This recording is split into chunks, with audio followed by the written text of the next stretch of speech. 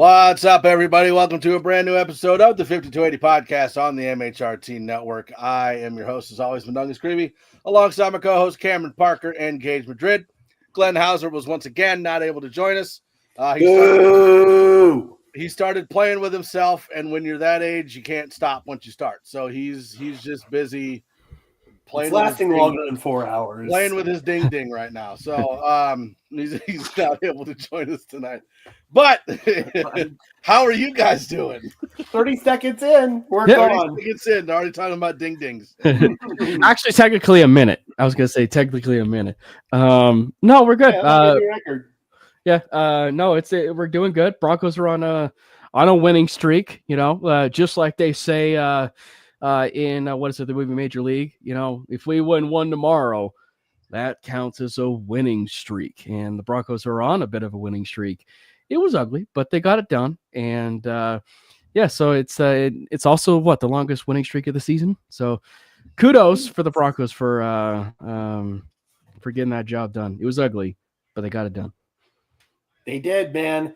And I will say it time in and time out. An ugly win is still a win. They all count the same in the stat column. So the Denver Broncos, we can assess this victory and we can dissect what they did well and what they didn't do well. And trust me, we're going to do that. But at the end of the day, we should all be happy that it's a win.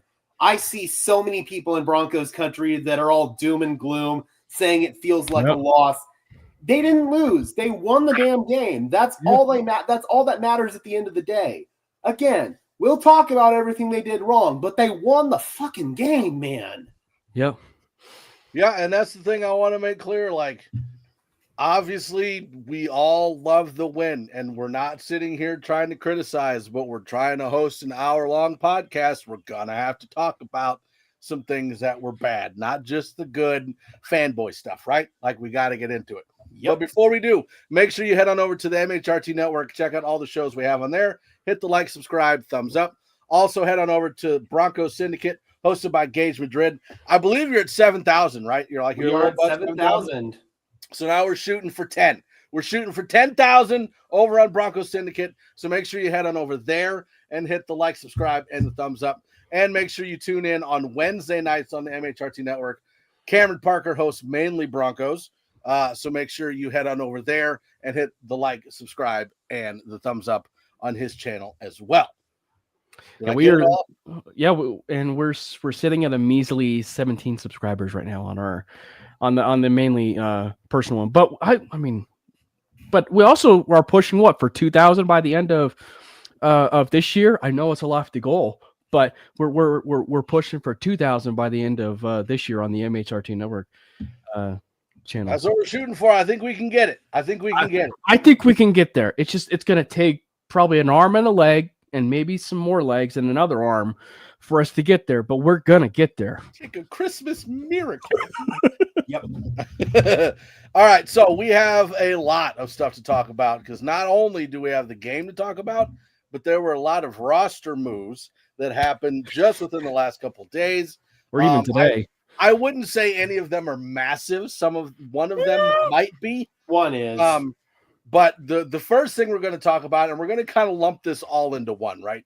So obviously during the game against the Jets, the biggest problem on the Denver Broncos was Matt Peart. Matt Peart did not play well. However, it turns out he injured his knee, I believe, in the fourth quarter of the game. No, it was actually the first first quarter, series, 3 snaps in. Well, maybe that makes more sense. He does. He is now on IR. So we have Calvin Throckmorton. Mundungus Throckmorton moving up onto the 53. Pretty sure he's going to be taking Peart's spot until Powers is back. That is correct. Yeah. Well, unless they make an outside move. I mean, if Calvin Throckmorton doesn't cut it, we could see them make an outside move. We talked about a couple of possibilities on Broncos Syndicate, Trevor Penning, even Joel Bitonio. That might not be out of the cards. Yeah. I like that one. I like Penning just in the sense Bitonio is obviously the high ceiling, the high person that you want to go out and get. But obviously I like Penning just in the sense he's almost like and we'll probably talk about this one. Mundungus Cockmorton. That's yes. But no, it's just See, we're not the only one talking about dings and dongs, sir. You did it too. But like, I think the thing with Penning that I really like a lot is like he's got a lot of familiarity with the staff already, right? And he's kind of like the offensive line version of Treylon Burks. We'll get to Burks a little bit, but like it's the low risk, high reward. And I think you put him in there, and he's gonna be there with Bowles and obviously Miners, and then Luke Wattenberg. So I like the idea of Trevor Penning. He's really the one that I think is very fascinating. I think there's been some things to his unfortunateness, if you will, which is maybe taking a few practices off, etc., and kind of going at it with players. And so that's a Penning problem. But if you get him into a familiar room, a good room, you actually might get a chance to see some quality stuff out of Trevor Penning. Yes, yeah, for sure. I think Trevor Penning, he's not the most overwhelming option at that position, but he's a competent starter. He can stabilize the position until we get Ben Powers back. And once we get Powers back, at worst, he's going to be depth for you. So why not take a chance on it, man? I did forget about some of his off-the-field stuff. That might be kind of a wrench into things, but nobody knows Trevor Penning better than this Broncos coaching staff. Yep. We've got, obviously, Darren Rizzi, who is his interim head coach, Pete Carmichael, who is his offensive coordinator. So there's a lot of guys that are familiar with Trevor Penning and what he brings to the table. So I'd say he is an option to keep an eye on.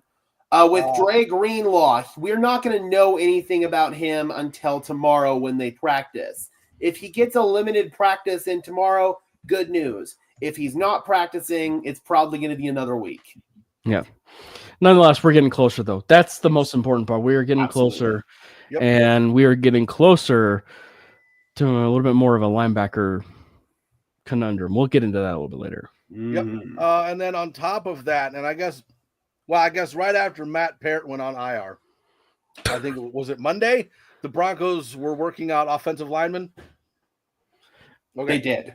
And then out of that, we signed offensive guard Carson Barnhart, who was center, who was one of the ones we worked out, and not Quinn Bailey. I was kind of excited to get Quinn Bailey. I think there's a certain wrinkle that needs to be said, and I'm almost 40. There's lots of wrinkles. What do you want me to do? But like, there's a wrinkle here that maybe we did mention a little bit about it off. It was last week, and that was you move Wattenberg to guard, and then you put Forsyth at center. Well, if they're not comfortable with Forsyth, but yet they went out their way and brought in Carson Barnhart, to be a center. Granted, he's on the practice squad. Maybe the Broncos are actually looking at it in the sense that they will move Wattenberg to guard, and then they'll slide in Barnhart at center, or maybe in Forsyth at center. I don't know. It's just something that, if they don't want to make a move, that is something that's at least on the cards, and is at least enticing, to say the least. For sure. I'd say Forsyth has a much greater chance than Barnhart at this point in time. Barnhart has been a reserve player his entire NFL career. Doesn't have the highest of ceilings in the world, but he could step in and maybe play well if he's given the opportunity. But at this point, I'd say it's more likely that Denver makes an outside addition just based on what I'm hearing if Throckmorton doesn't work. That's going to be the first big domino is, does Throckmorton work? If he does, great. We don't have any problems there. And I was impressed with what I saw from Throckmorton in training camp and the preseason. So It's a very possible scenario that it works for him. But if it doesn't, then we're looking at maybe a Trevor Penning or a Joel Bitonio. That's kind of what Benjamin Albright has been talking about these last couple of days. Well, I'm just saying, like, when you think of offensive linemen, like names, Barnhart and Throckmorton, like, tell me if there's any better offensive line name than that. Yeah, it's like in baseball. Just when you combine them, Throckmorton, Barnhart, boom. Yeah, it's There like you in go. baseball when you get like a catcher's name like Buster Posey. There you go. Like So no, it screams an offensive lineman. Yeah, and then not to top off, but to add to that, we also signed JT Gray. Yes. Sounds like he's going to be a huge addition to special teams, which I believe is ranked last in the NFL right now. It's pretty bad. Yeah. I mean, they're giving up big returns left and right, which is costing them points. It cost them 6 points, if I remember correctly, in that Jets game, just off of bad returns. And then you had the punt, which pinned him back deep, which resulted in a safety. That was also a negative special teams play. JT Gray, he's been a special teams captain for his entire career. Ever since he got to New Orleans, not a special teams captain, a special teams ace, and he's been a captain for several years. Ever since he's been in New Orleans, Sean Payton's loved him, Darren Rizzi's loved him. He can provide in the kick return game. Yeah. He can provide in the coverage. Like, he can do pretty much everything. He's a joker on special teams. He really is. And he's somebody who can bring some stability, some leadership, make sure that we don't have any personnel screw-ups like that fake punt situation where I don't know what was going on there, why they didn't call a timeout, why they didn't try to get the right personnel on the field, but it was just messed up from the jump. And having a guy like JT Gray out there to basically be another coach on the field, it could be a huge addition for us. Yeah. Well, and that have been the conversation in preseason or right around this point in time when you look at it from the standpoint of like when Gray was available or he was visiting, and they chose not to sign him because it looked at the time, and that's just the hindsight of it, that Skinner was going to end up turning into something or that they were going to use him. And I still think he's a viable special teamer, meaning JL Skinner. It's just for some reason, the special teams has been off this year. And I think that there's one area where I really kind of like am frustrated with this when it comes to, the whole kickoffs, and that's just, kicking it and they're returning it at almost the 20-yard line, almost. That is so frustrating for me because it's like in no shape or form should a kickoff be taken at the 20. Like if it was normal kickoff rules, I would say absolutely, because you can do you can actually do pooch kicks and things like that. Now it kind of removes the idea of pooch kicks because, if you do it, you have to the margin of error is so small that you have to be meticulous because if you land it in the illegal zone, they're going to get it to 40. And so it's just like the part of it just is so frustrating for me is like these kickoffs that are taken on the 20-yard line. And because then at that point you are giving them a 5-yard head start because of the way the kickoff formation is starting. So it's just I don't know. It's frustrating. It's given me a hard time just seeing some of that stuff. It kind of reminds me, and I hate to use this as an example, but it reminds me to a certain degree of on the normal kickoffs when McManus was here, where he would consistently, for some stupid and pathetic reason, would never kick the ball out of the end zone. Near the last time in Denver, he would never kick the ball out of the end zone. And so now you're just allowing them to return the ball every single time, and so it's just it's getting to the point where I'm just really frustrated with that. And is that a personnel problem with Will Lutz, or is that a coaching issue? And does that bring up the point, do we need to think about signing a new kickoff specialist or maybe have Jeremy Crawshaw start kicking off? I don't know if I want to pile more on the rookie's plate, but it's something to think about. Yeah. Which is hysterical because we are talking about special teams issues, but there's one person who's playing quite well at special teams, and it's Jeremy Crawshaw. Yep, Crawshaw, Barnhart teams this year. Crawshaw, Barnhart, Throckmorton. God, we got them all. It's great. We want to talk about a guy who does sound like an offensive lineman, though, when he's a punter, is Jeremy Crawshaw. Facts. Sounds like a center, actually. Very specific.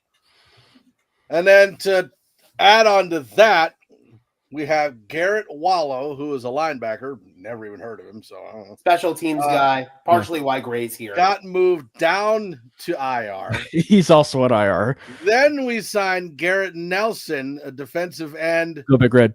Was from Nebraska, then went to the Saints. Yeah. UFL as well. He was The here UFL. in Denver in training And camp. he's going to be going to practice squad, correct? Yep. Yes. Okay. Yeah, and all of this happened today, like in terms of the moves. But yeah, it's and I think when you actually look at it, I think Nelson played okay in preseason. And so I just think that, it's one where they need more bodies, right? Like they needed some more bodies in that room. And I just think I should be laughing, but it's just like where did these like phantom injuries come from? Because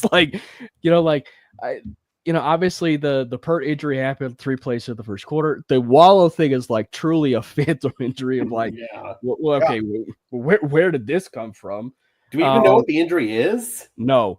And then they go to IR and then they have to make some moves and everything. And so it's just like, okay, like we clearly had some sort of phantom thing happen. And I will say, if there is anything that is, and Grant, I think for the most part, the health of this team has been solid. But if there is one thing where we are really lacking in terms of that depth, is that guard position in terms of the health this year. Because it is abundantly obvious that Nick Gargiulo's miss, and I never thought we would actually even say that, but Nick Gargiulo's miss and his injury is big time this year. If we had him, then the Ben Powers injury is probably a little bit less of a problem. And you aren't talking about Calvin Throckmorton. You aren't talking about Matt Parent. You aren't talking about the prospects of, Alec Palczewski at left guard, or, some of these other situations that are, coming to fruition a little bit. Number 63 has reported eligible. Let's go, Palcho! I do want to push back on this one a little bit, right? Oh yeah, I agree with this. Obviously, on that. An injury would suck to Surtain or Benito, but without Benito, we still would have the best sack defense in the league, right? Like you have a massive rotation behind Benito. Cooper's right there. You've got Ellis is coming back from the injury. You can even add in the interior defensive line, like Malcolm Roach was, and Tillman's playing in this game. And Tillman is playing really well. Tillman's playing really well. Jonathan Franklin Myers, Zach Allen. Like there's so many pass rushers on this team that while it would suck if Benito got injured, like I'm not telling you we wouldn't feel the hurt, but there's enough depth behind that we would still have the best pass rush in the NFL. Surtain, on the other hand, that Surtain might hurt a little bit more. Oh, that one would really hurt. But with Benito, let's just put it this way. There were conversations that I was having on Broncos Syndicate before we knew Benito was going to have this big-ass year. The thought deep down was, okay, was last season a fluke, or was he going to do it again? I did have some conversations about trading Nick Benito. Obviously, knowing what we know now, I would never trade Nick Benito. The Broncos got a massive steal paying him what they paid him. But back then, I said, even if Nick Benito isn't here, this pass rush is still going to be really good. So, yeah, if Benito goes down, and knock on wood, because we obviously don't want him to go down, Surtain to go down, anybody to go down, but we could probably withstand Benito going down. Surtain, oh, yeah, you're screwed there. You really are screwed. Well, but I was going to say, I'll add this. Benito going down would suck. Surtain going down would really suck. Yeah. But Max Crosby going down for the Raiders would be season ending. You're done. Yeah. Agreed. Big difference there. And I wanted to say one more thing about Nick Gargiulo, because that was kind of buried in the back of my mind. I almost forgot about that. But in training camp and early in the preseason before he got hurt, he was playing some damn good football. And he would have been the guy to step in with Ben Powers going down. So I'm actually going to make a video about this, because this is an injury that has come back to bite the Broncos in the ass big time. Yep, it has. Yeah. All right. So, Raider Shield family, we're going to get into that right now. We just wanted to get all the other stuff out of the way because there was a whole bunch going on. So, first thing, obviously the defense for the Broncos out of this world. What the fuck was that? I don't know. Hopefully, Sounds like my upstairs neighbors are fucking throwing shit at the hopefully, ceiling or the hopefully floor. it's not a squirrel in a dryer. Just upstairs with a broom. Get off of the internet. Hey. That was loud as hell, So, man. our defense is obviously, and again, maybe my opinion, but I think the Denver's defense is the best in the league. As far as like pressure rate, quarterback pressure, sacks, number one, not even a question. I think we held Justin Fields to minus 10 passing yards, like in the whole game. Yeah. Like it wasn't pretty. The offense, on the other hand, was the complete opposite. Yeah. Do you want to talk about the defense first or the offense? Let's go off. Let's start with problems first. Let's go offense first.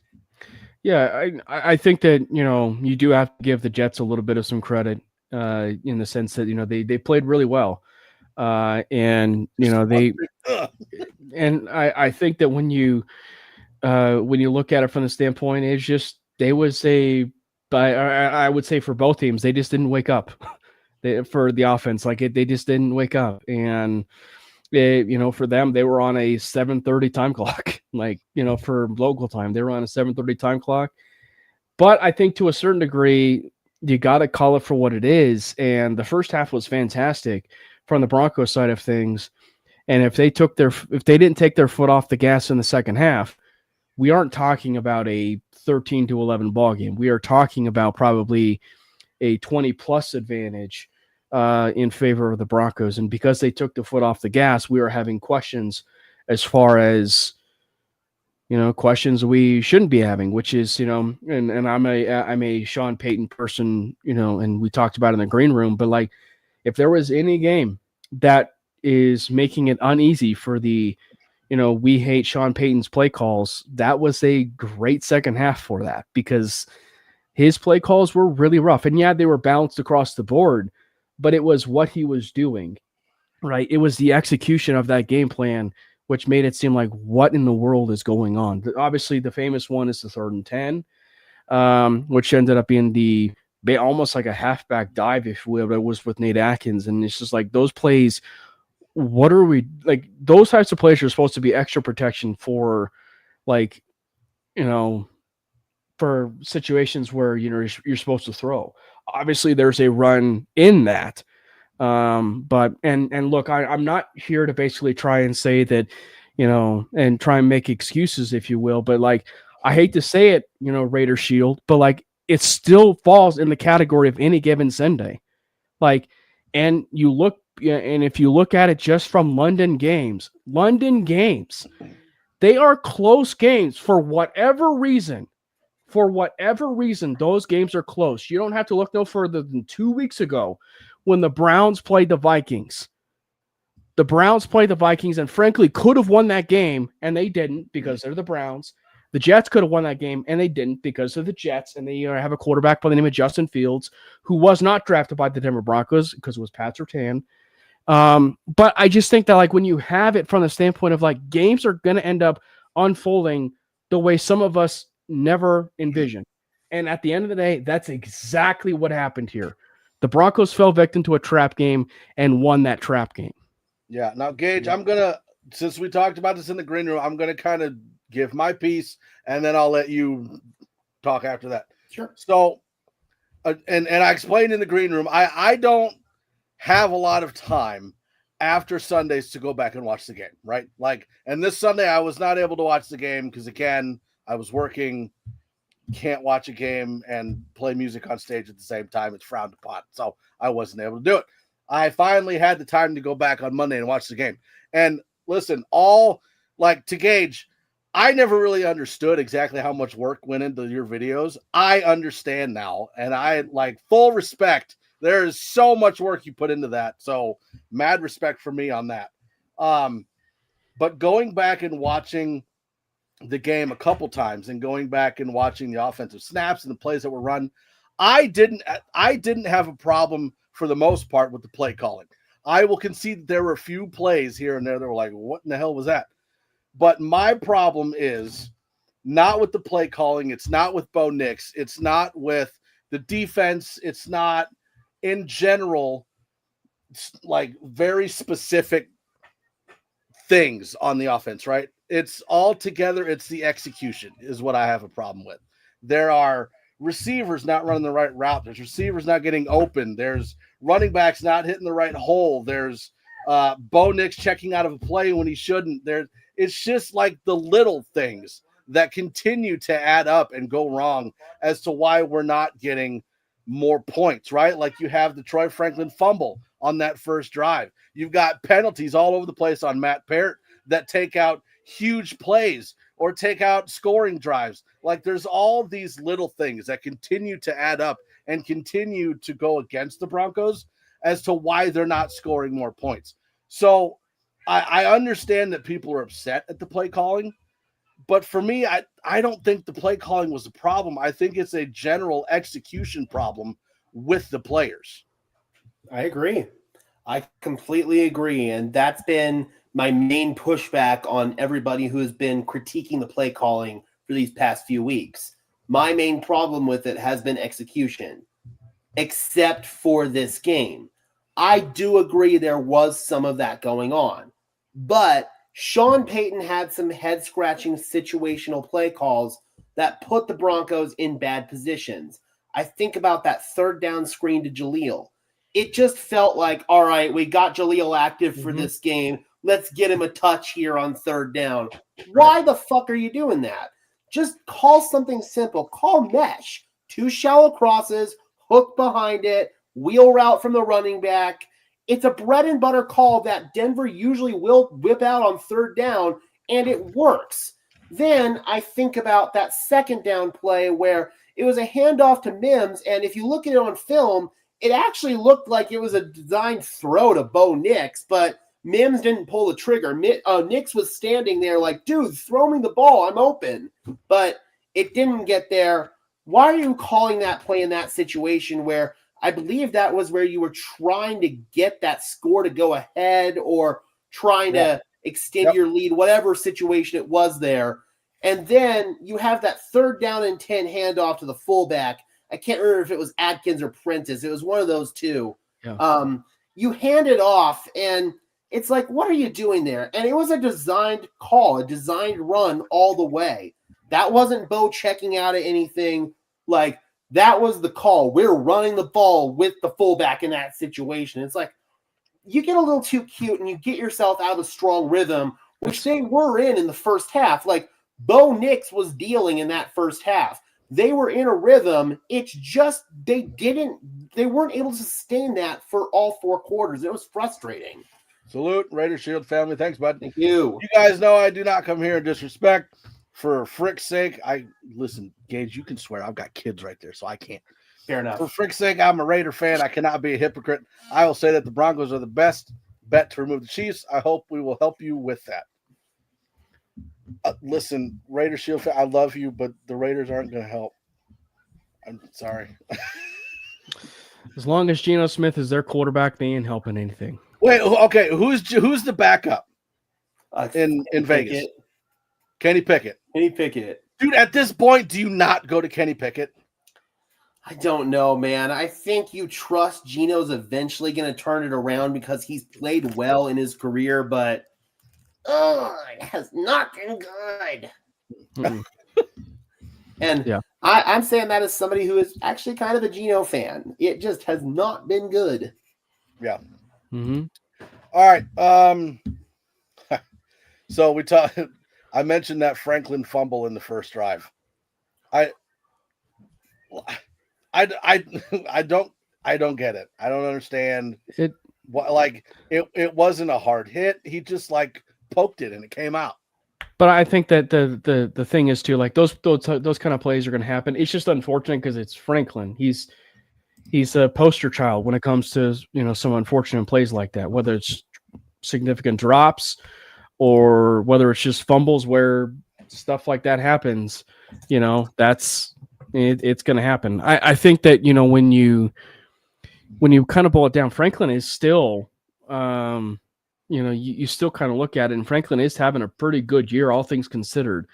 And I think just the numbers in general, it's just like it goes to show you that, like, they're a little bit more balanced across the board when it comes to the.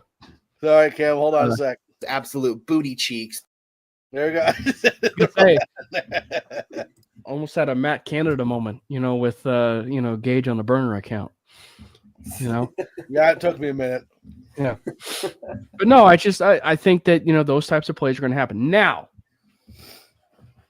I don't want to talk too much about the officiating and how much it's been crap, but can we address the other fumble situation in the room? And that was the Garrett Wilson play that was not ruled a fumble, which it was very obviously a fumble. And I don't need some dumb officiating crew in the back of New York telling me that that was not a fumble when I clearly saw Garrett Wilson make a football move. But you know what? Because it's in New York, I'm sure it was a homer take by them to make it seem like the New York Jets wasn't a fumble. It was an incomplete pass. It ended up being an incomplete pass on the field. And so the Broncos got chewed out once again of it actually not having it be an incomplete pass on the field, or it ended up being an incomplete pass on the field and not a fumble. That was a fumble 110% every single time. So let me ask you this question, and I didn't quite understand why this didn't happen. There was a penalty called on the fumble, which, again, I believe was a fumble, of illegal formation, correct? It was a hold, I thought. Or something like offensive pass interference. Yeah. On the, are you talking on the Franklin fumble? No, on the Garrett Wilson fumble, non-fumble. Oh, I don't remember on that one. I want to say it was an illegal shift or something like that. My question is, when the fumble was overturned, why did we not accept that penalty? Were we not able to?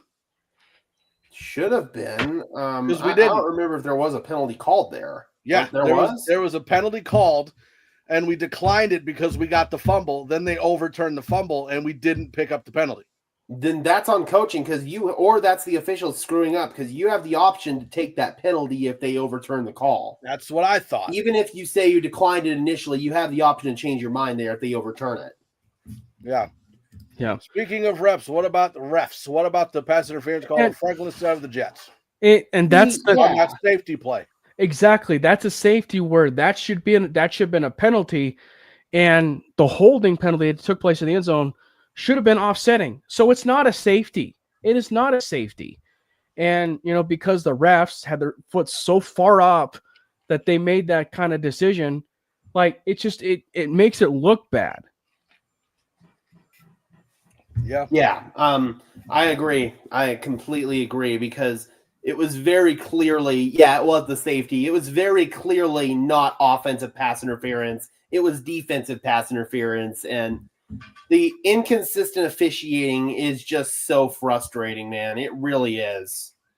Yeah. All right. So we've talked most of the negatives as far as the Broncos go on offense. I do want to bring up a positive on offense. Bo Nix running over Brownlee. That was awesome. Can we do that more? I mean, it's like Sean saw him, truck Brownlee and said, "No, I'm good. We don't need to run him anymore." And I'm kind of with Sean on this one. I'd rather not have my quarterback either take or deliver a hit in the open field, man. I don't want my quarterback to get hurt. So I'm kind of like, that was fun and all, and it's going to be a cool highlight play, but don't you ever do that again, Bo.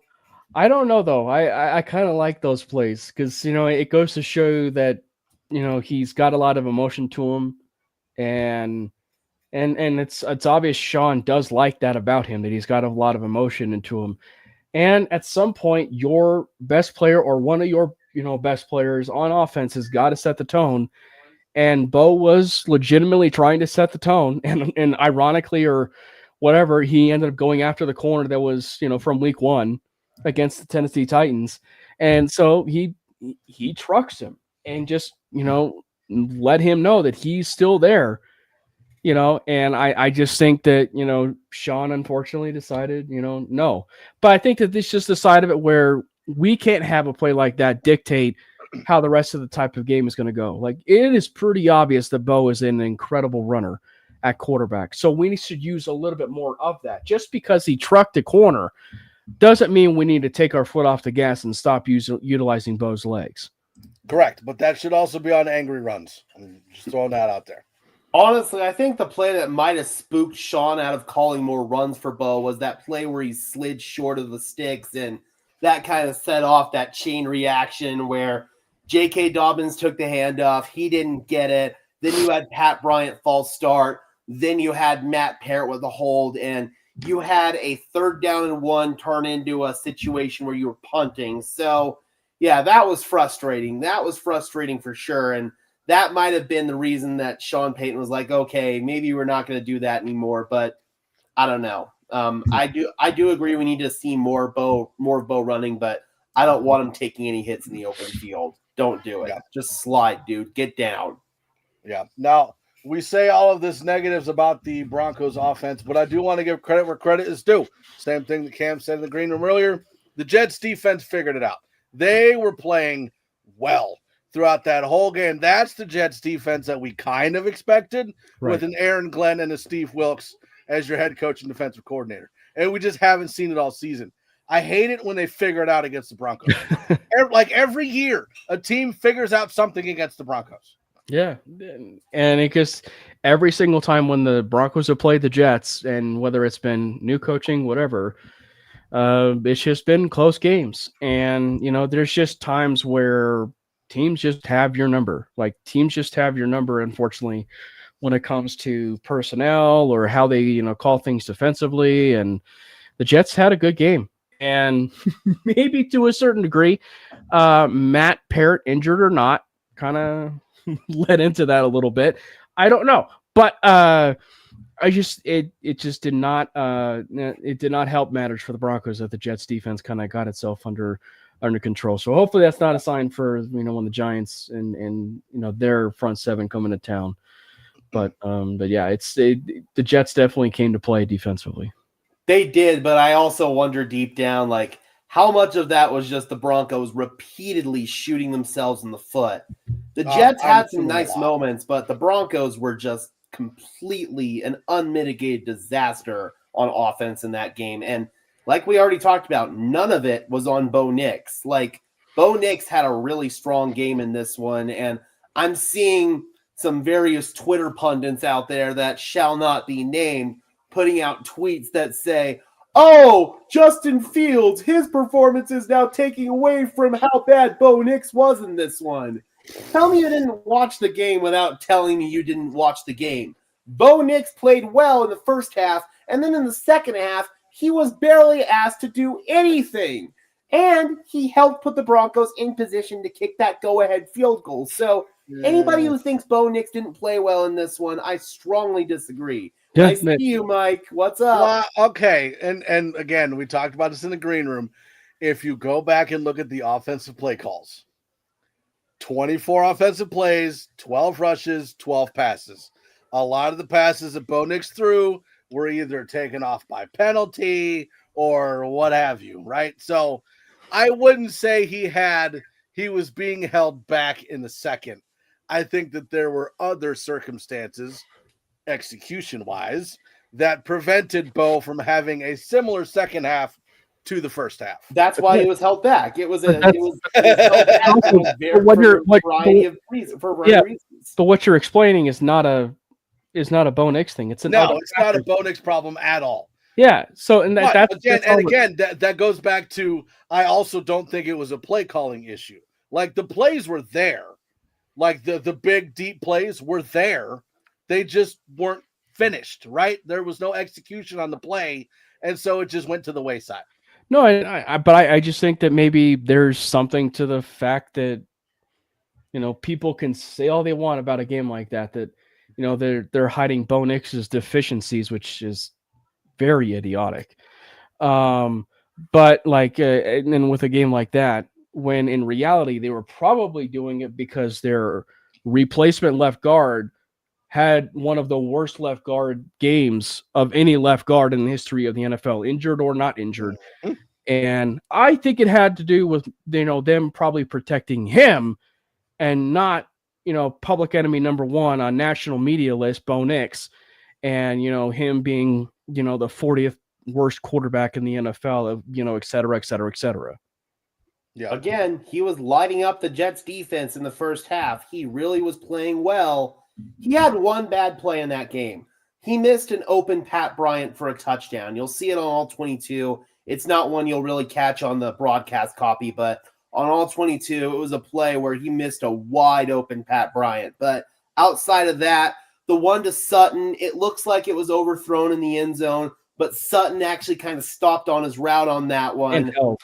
And he got held, exactly. And it looked like he couldn't find the ball. Yeah, I mean, the ball was in the right location, but again, Sutton just got held up, and he stopped. So, yeah, man, that one wasn't on Bo at all. Bo played one of his better games in this one, and it resulted in a win. We sit here again, acting and talking like the Denver Broncos lost. They won the damn game. They're 4-2. They're technically tied with the Chargers, even though the Chargers have the tiebreaker. They're right at the top of this division. And with all of the craziness going on in the AFC, it's wide open for the taking. We could be sitting here with the Denver Broncos being the number one seed in the AFC because we've got the Buffalo Bills losing games, the Baltimore Ravens, they're so ravaged with injuries that they're dead. Yep. This Denver Broncos team is playing some good football right now. They're playing winning football, and sometimes winning football isn't pretty. It's all about getting that dub in the win column, and they got it. Yeah, and I do, you talk about other teams winning and losing in the AFC. We've been ragging on the Kansas City Chiefs these first 5-6 games because they just looked awful. But this last game, we'll keep our eyes on them. Mm-hmm. But if they continue to play like that, they're going to be a problem again. Yeah, well, they are getting Rashee Rice back. But also the Lions were missing like their entire secondary. So, right. No, and again, I'm not taking anything away from the Lions. Like, no, there were issues there. But if the Chiefs keep playing like they have, and Mahomes is playing well, yeah, no, he's just, yeah. Now, he's not the MVP, though. That would be Baker Mayfield. Yes.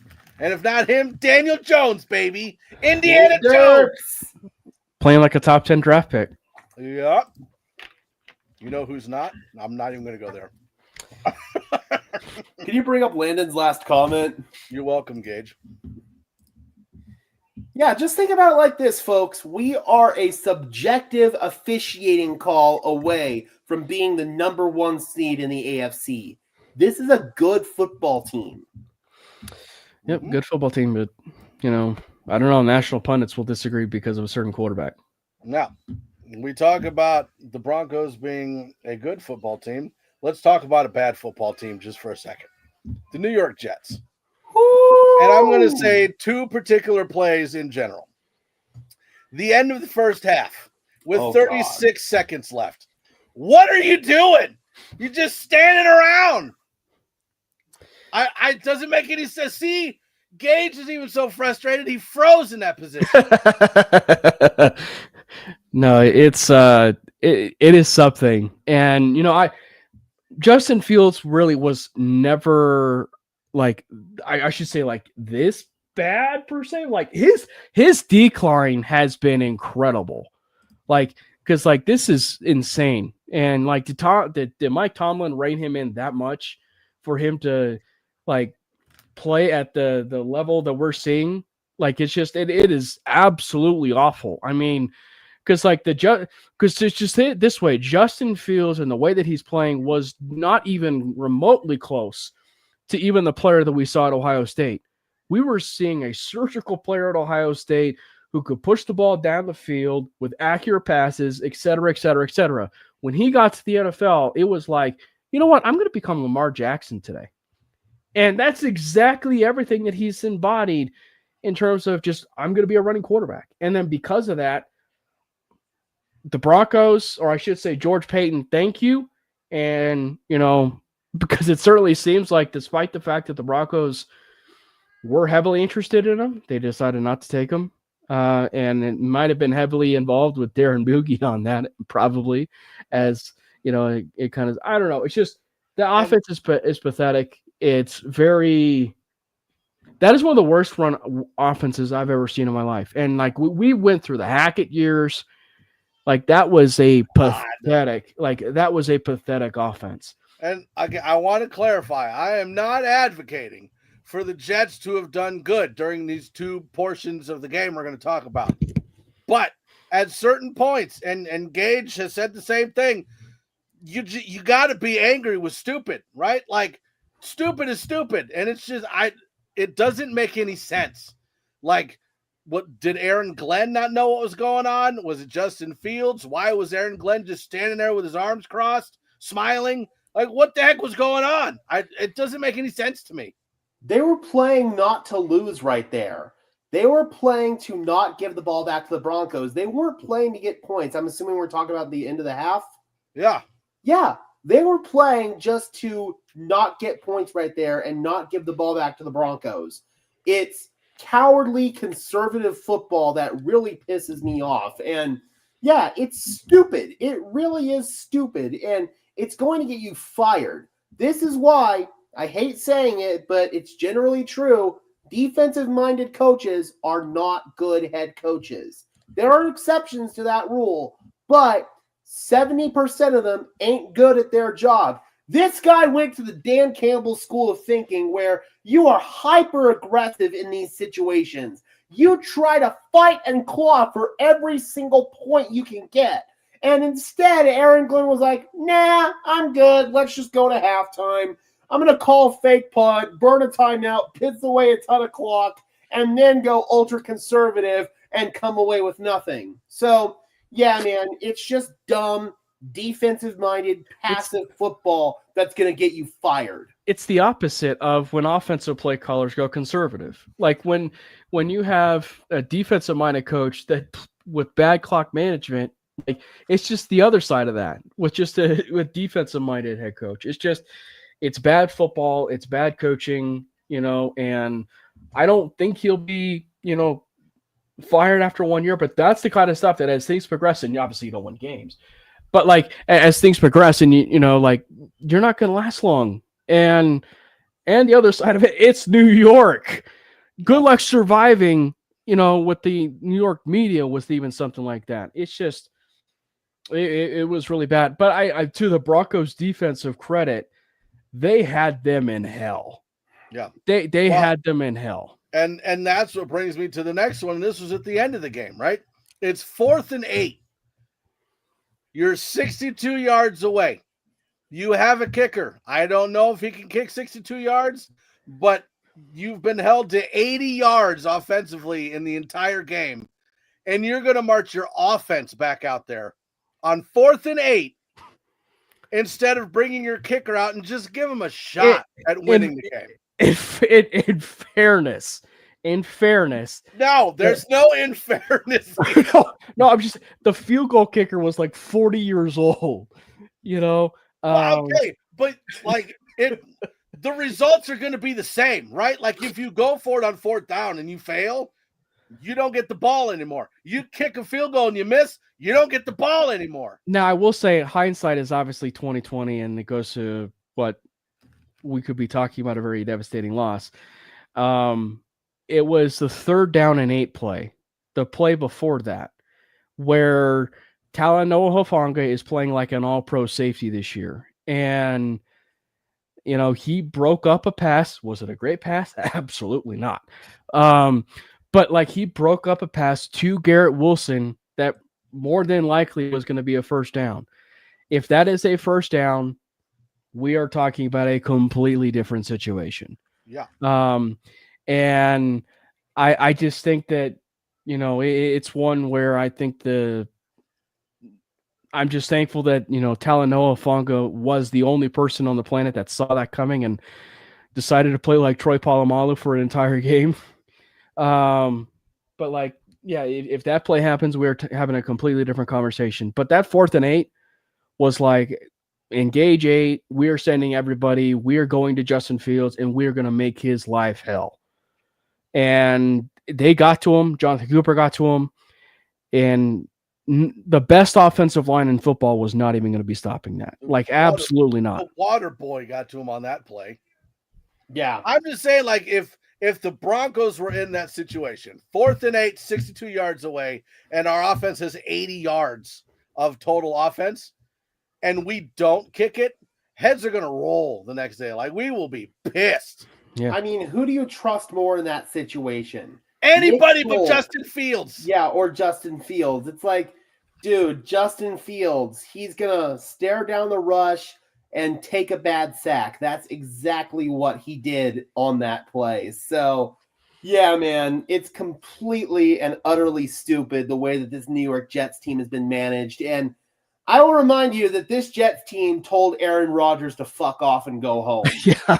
They told him, one of the best quarterbacks of all time, a guy who's playing some pretty damn good football right now. Yeah, we don't want you here. You're not good enough for us. And boy, oh boy, this Jets team, man, they were an unmitigated disaster with Aaron Rodgers, and they are a new level of unmitigated disaster without Aaron Rodgers. No, it was bad. Well, and it goes to show you, even from field side of things, because it was a switch. Like, right? Like, so it goes to show you, like, if I'm Justin Fields, I would have loved to just have stayed in Pittsburgh, because, you know, was I, like, relatively speaking, was I a fan of them switching to Justin Fields, like, or even, you know, Russell Wilson after Fields? No, not necessarily, but it's just like, he was playing okay. Like, he was playing okay with the Pittsburgh Steelers. So it's like, what happened? Like, what happened for this to just completely fall off? The way it did is just, it clearly it is a culture thing and a quarterback type of thing. And it's kind of like Pete Carroll covering up for Russell Wilson in Seattle for so long, right? Like, once Pete Carroll and Russell Wilson separate, now we're seeing the Russell Wilson of now.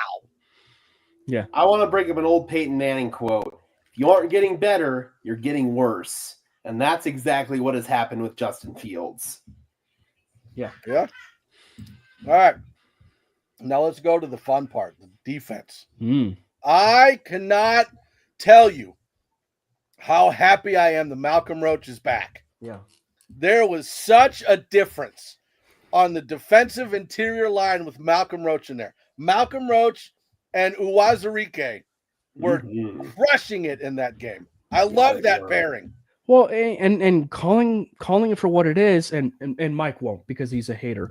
But DJ Jones is having a great season.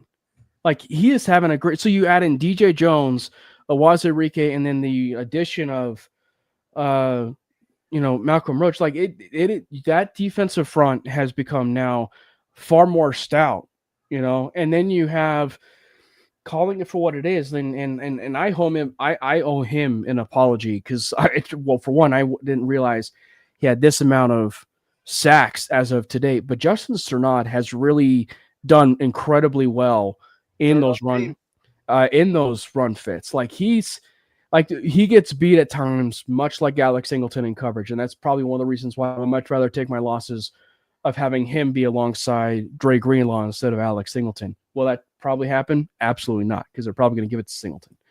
But, like, the impact of Roach on that second and third levels, you know, for this defense has been incredible, because it's helping out Sternad in those run fits. It is helping Alex Singleton. Like, just the compliments of that defense, specifically in run defense, has been incredible. It's affected everything. Franklin Myers has been able to eat. Uwazurike's been able to eat. Zach Allen is not putting together the sack numbers that we've been accustomed to seeing, but it's still impacted in a lot of ways this defensive front. You know, and with Malcolm Roach, he's a tone setter on defense. He brings juice, he brings energy, and the entire defense feeds off of it. You could feel almost a lack of that energy without Malcolm Roach, and in the run game, clogging gaps up front, filling those run fits extraordinarily well, getting pressures in pass rush. I mean, Malcolm Roach made a massive difference for the Broncos in terms of defending the run. they didn't spring nearly as many leaks in this game. I was really impressed with what I saw out there, and he's really the best sixth man in the entire NFL when it comes to the defensive line. He said that was his goal coming into the year. It got a little bit delayed, but I cannot be more impressed with Malcolm Roach. He is such a good player. And yeah, it goes to show you when Greenlaw is back. When Greenlaw is back, and once he's back, they're gonna be physical on every single line of on that, because you're gonna have the at least what is a decent amount run fits with Singleton and Sternad, but then the physicality of Greenlaw, which we all know. You pair Hafanga's physicality and Greenlaw's physicality, which are about equal, and it's going to set the entire defense in motion. And it starts with that defensive line. And so when you have that as a defensive front and everything, like it is a really good thing. And even if Greenlaw does not come back, you're still talking about a really solid defense, all things considered. And a lot of that really does have to go with the back end too, with Talanoa Hufanga, because as much as we talk about, how much Sternad has been playing pretty well, all things considered, even like how much he's been able to stable that linebacker side and of that back end has been a godsend to this, to this defense. He has been incredible. Now, I'm going to address the hater thing that was just brought my way. I'm not hating on DJ Jones, but when it comes to the run defense, DJ Jones isn't really known as the run stopper, right? Like that's Malcolm Roach. No. We've had, and Gage, you just said it. We've had holes in the interior defensive line, allowing rushers to get more yards than they should. Malcolm Roach is that guy that shuts that down. So that's why I've been DJ Jones clogged a lot of gaps up front too, dude. Because I don't think DJ Jones is playing as well as Malcolm Roach can play. I disagree with that. DJ Jones isn't playing really well. I will admit, this game wasn't his best game. But on the whole, he has been playing some really good football, clogging gaps up front, getting penetration in the run game, which is critical. You have to get penetration, and DJ Jones does that. So for me, I have no issues with the way he's been playing. That's a big reason why the Broncos were so quick to re-sign him and get him back into this building, because they know what he does and he brings a big time presence on this defensive line. I mean, I'm just saying, wasn't there like a 2-3 game streak where we allowed like 500 rushing yards? Just throwing that out there. It is what it is. Nothing I can do about it. Last week, DJ Jones had a play, or may have been a week or 2 weeks, but DJ was a drive wrecker in one of the moments I think that happened last week. So he is more than capable of being that kind of player. I like DJ Jones like Rich likes Justin Simmons. We'll go. That's how we do that. How does that sound? All right. Seems fair. So one of the other issues that we've had in previous games that did not really show up in this game was middle linebacker. Sternad Singleton didn't really have any issues. I don't know if that's because Malcolm Roach is back and was closing things up for him so they could just roam around and tackle. I don't know what the difference was, but those two both had great games. Sternad was great. Okay, I know Sternad. Yeah. I know you really liked how Sternad played in that one. Yeah. But Singleton, it's still what you're gonna see is what you get, because Sternad still is a bit leaky on the back end when it comes to coverage. It's just a player like I owe him an apology, because it's just like it's just the way that he does his run fits is so much better than what you see from Alex Singleton, and. And the way that he's been able to get to the quarterback and rush the quarterback, that's, I think, where you see the signs with Sternad that has been a fun draft prospect coming into this, because the thing that made it so fascinating with Sternad was he was a safety converted to linebacker, and that has been a theme when you look at it from the NFL, a safety that gets to be converted linebacker. The Divine Diablo was that with the Las Vegas Raiders, and he's done well. I think Sternad in that kind of game specifically against the Jets, I really think that he's played pretty well, all things considered. Like I mean, is it elite of the elite? Absolutely not. But it's just like, for what you're asking him to do and for him to be the depth player, he's playing better than he is, this last year. And that is, all things considered, I will take that any day of the week. He's adequate. I mean, comparing him to Alex Singleton, I mean, but he does have his plays where he gets completely out of position. And he's got plays where he gets his hips flipped. But I will say, as a blitzer, as somebody who can get to the quarterback, I like what he does there, but I'm kind of more with Rich A on this one. It's like, I don't know, man. I don't really see it consistently enough with Sternad. But it's one where it's like, I am not trying to say that Justin Sternad is an all-pro or that he's a Pro Bowler by any stretch of the imagination. I'm just trying to compliment the guy for what he's been giving us. That is all I'm doing. Is I'm complimenting the fact that he's played a little bit better ball than last year. That is all I'm doing. Guess who this player is? And 51 tackles, 1 sack, 1 pass defended. Certainly ain't Justin Sternad. Is it Singleton? That's kind of where I'm leaning towards. I don't know. All right. Sorry, I missed last week's observation. Where was Zach Bond? We all love him, but didn't have an impact at all. He did have an impact, actually. Yeah, he did. A very negative one at the end of the game. Anything else that we did not cover in the Jets game? Just Nick Bonito. I mean, Nick Benito's a monster. I mean, so Jonathan Cooper. What else is there to say? He's insane. And then I think there was a stat that they pulled up during the game that compared him to, this hasn't happened since Von Miller, and I don't remember what it was.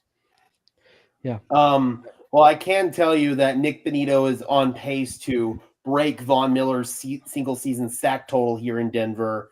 He's also on pace to potentially shatter Von Miller's pressure record here in Denver. So absolutely crazy. And yeah, I agree. We've got 2 defensive player of the year candidates on this roster. And I think that since one's already got one, I think it's going to go to the other one this year.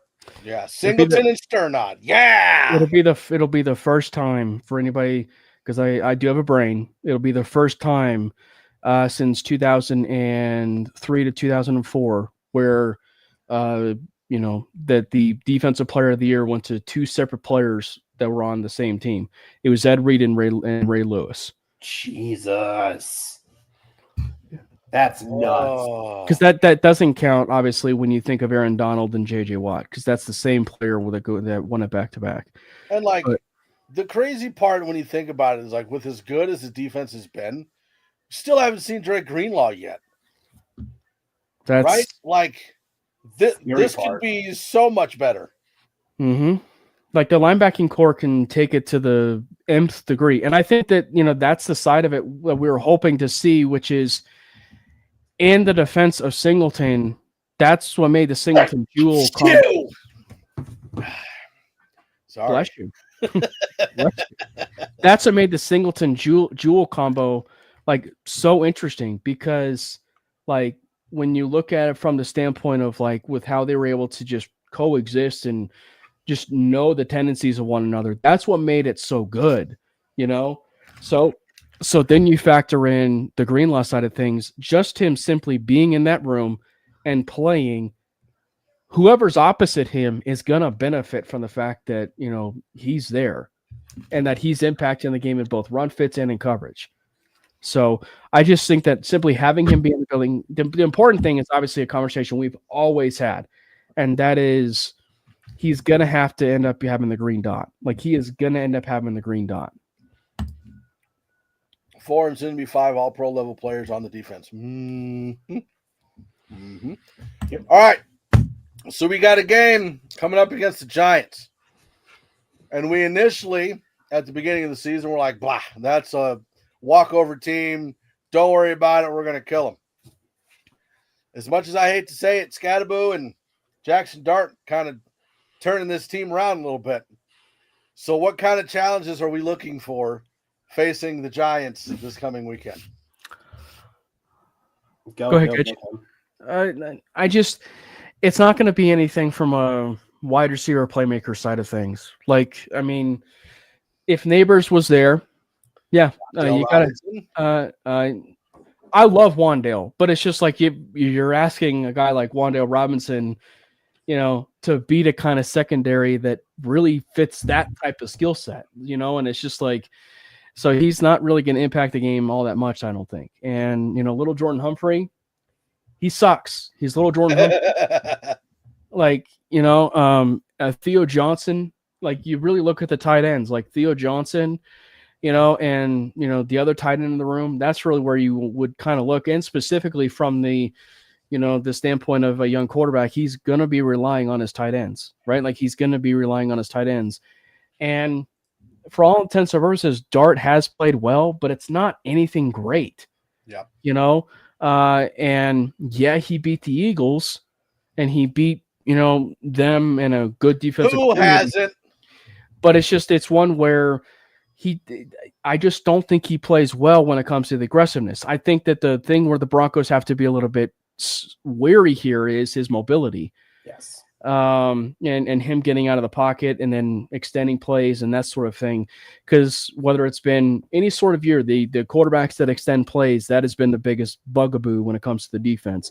The Cam Scatterbo thing, that is a problem.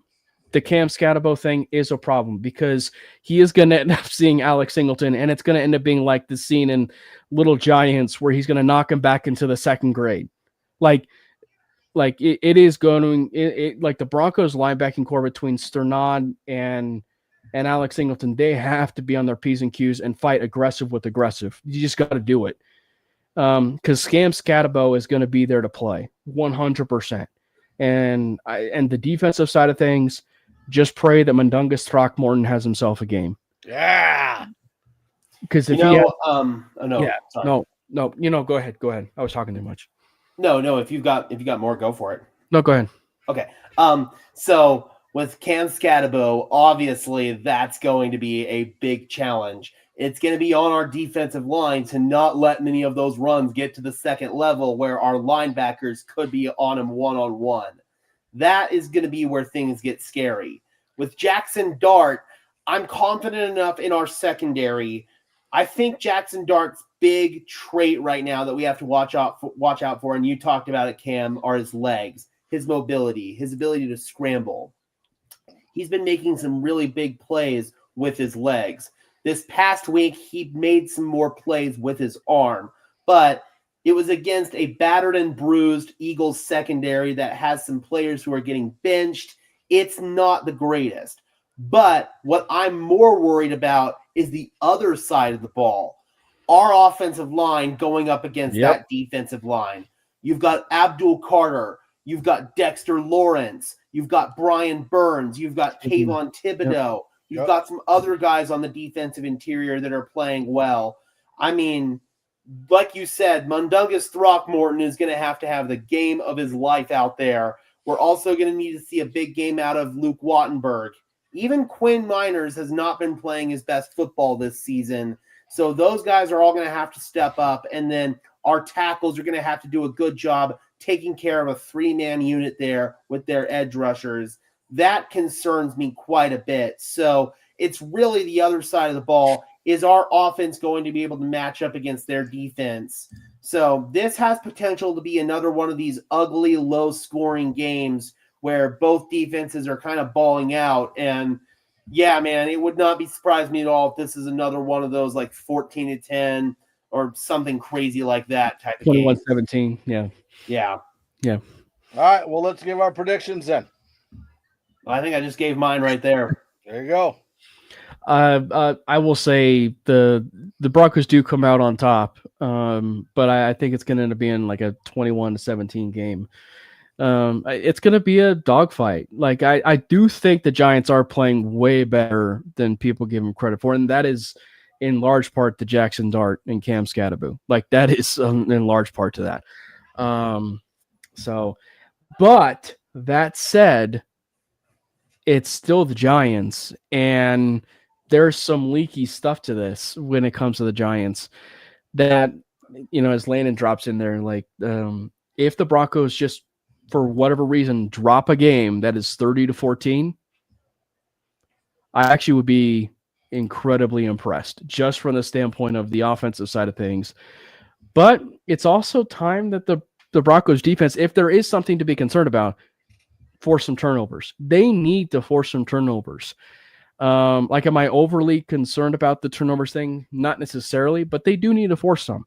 And I think that if you can get Dart into the idea of being aggressive and too aggressive, you're feeding into Talanoa Hufanga's hand at that point.